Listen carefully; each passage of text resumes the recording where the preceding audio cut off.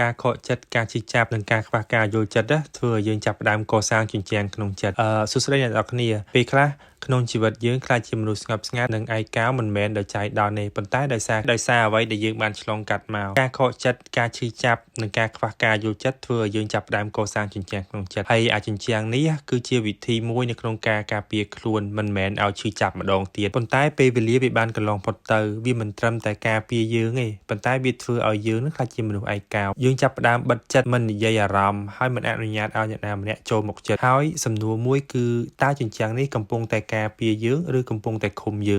មនុស្សយើងត្រូវការយល់ចិត្តត្រូវការការភ្ជាប់និងត្រូវការសេចក្តីស្រឡាញ់ការបើកចិត្តវិញអាចធ្វើឲ្យយើងភ័យប៉ុន្តែវាក៏នាំមកនូវសេចក្តីសុខផងដែរយើងមិនចាំបាច់បើកទាំងអស់ភ្លាមទេតែអាចចាប់ផ្ដើមបើកបន្តិចម្ដង